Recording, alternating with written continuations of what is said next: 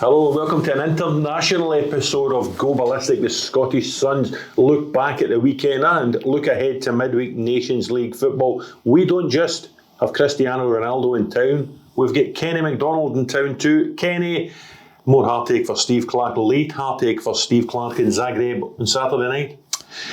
It's becoming a familiar and depressing trend. Team plays well, team looks as if it's going to get a good result.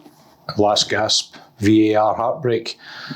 Positives, some good performances, some general good play, the arrival of Ben Doak on the scene, but it's another defeat and it continues this terrible record. It took me back to your interview with the Scotland assistant manager John Carver in the middle of last week when he said there is going to be more pain before we see the gain. Is that really what happened?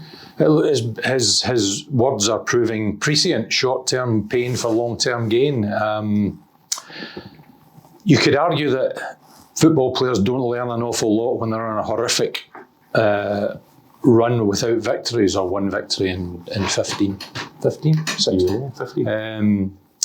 But I think the saving grace is that if the performances were as poor as the statistics, we would be in real trouble. But the performances are good, and it's just been misfortune that we haven't got something out of these 3 Nations League games. If you were a club manager at this time of year and you'd won 1 of 15, you would inevitably be under pressure.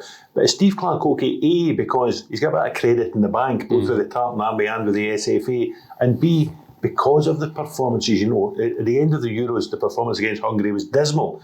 But the performances have been better against Poland and Portugal and Croatia.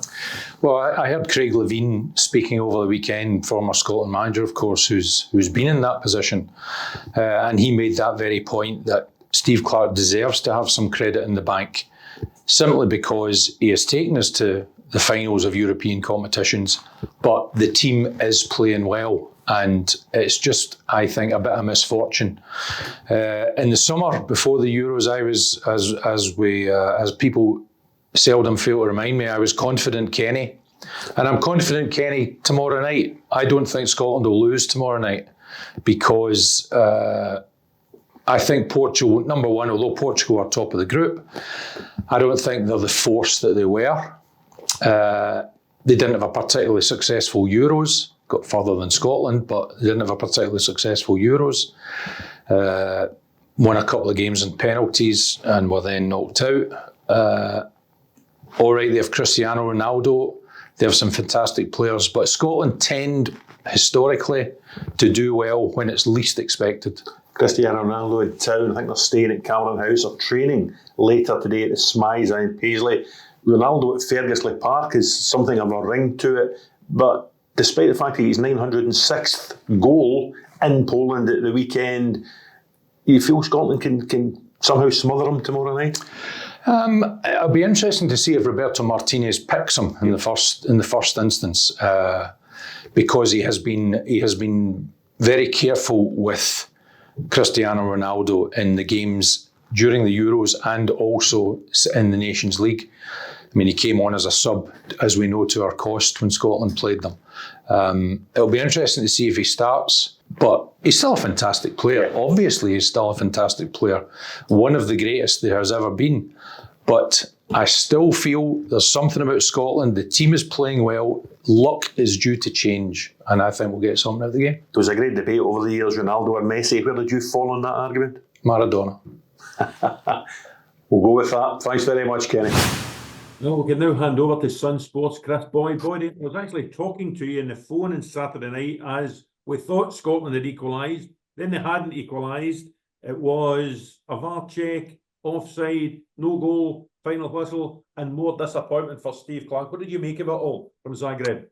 To be honest, Roger, I think Scotland actually played well, over the piece, but it's the results that matter. As we said there, we thought they had equalised, and then all of a sudden ruled offside. Listen, you can't argue with that when it comes to offside. It was a correct decision, but it's more heartache for the Tartan Army. It is a difficult one because you want to win games of football, obviously, but when you go back a few months ago and we're doing really, really well, you get promoted and you think, oh, you're in against the big boys. But the reality is you're going to come crashing back down to earth. And that's exactly what's happened with Scotland. You know, you want to win games, but you're being punished for winning games now as well because, I mean, up against this level opponent on a consistent basis is very difficult to pick up results. But I think the performances have got better. You know, you look at some of the performances and Saturday night. I thought, you know, there wasn't, you know, usually you look at an international game, you think, well, there was one or two players struggling there. I didn't look at it and think, you know, there was players struggling over the pitch. I thought it was a comfortable enough performance. But again, it's ended in defeat, and Steve Clarke needs to find a way to, you know, to stop this run. I mean, it's what 1-1 in 15 now, and that was in June against Gibraltar. It's hard to believe that, you know, it's over 18 months ago now, Roger, since we were able to beat Spain at Hampden in a memorable night. But it seems a long, long time ago now. Steve, of course, was one of your managers at Kilmarnock, Boyd. It was his 61st game in charge of Scotland on Saturday.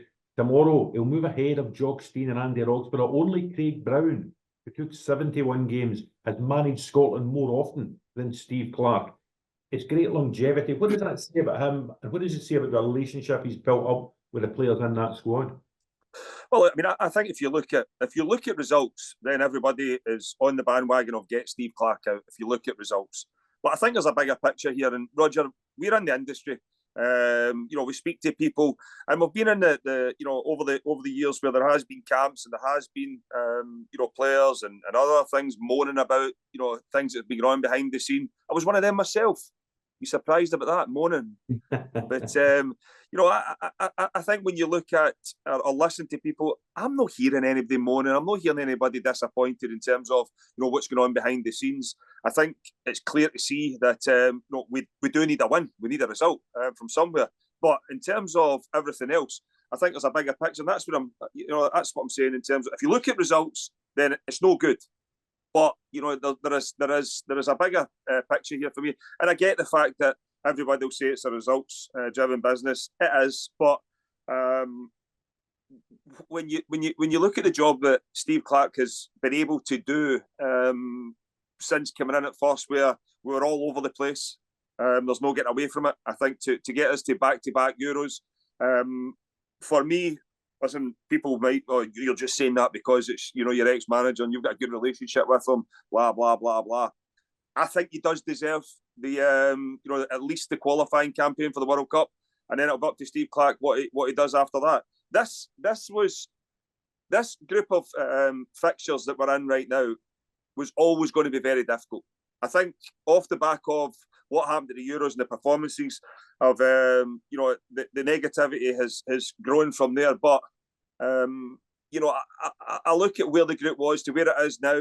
There's now youngsters getting, you know, bedded in as well. I think, you know, there will be, for me looking at it right now, that we need to find more. We do. I said that in my column at the weekend. I think we do need to find more talented players. But, I mean, Ben Doak, I thought was excellent on Saturday night, considering that's his first start. But, you know, we do need to find a result. And, yeah, with Portugal coming, it should be pretty easy. We should get it tomorrow night at Hampden. They are the epitome of star-studded, from Ruben Diaz at the back to Bernardo Silva, Bruno Fernandes. Even look at the bench the other night and the likes of Diogo Jota from Liverpool on it. Of course, Ronaldo, he's not played in Scotland, I think, for 18 years since Manchester United lost at Celtic Park. In the pantheon of all the greats, where does he sit? Is he one of the best ever? Oh, he's definitely one of the best ever. I mean, I think you don't score that amount of goals if you're not. Listen, if you're asking me between Messi and Ronaldo, I'm Messi all day long. I think that there is other players there that you know, will fall into the same category in terms of, you know, that elite level for a period of time. You know, I mean, Maradona was outstanding as well. People like yourself and the older generation will remember Pele fondly as well.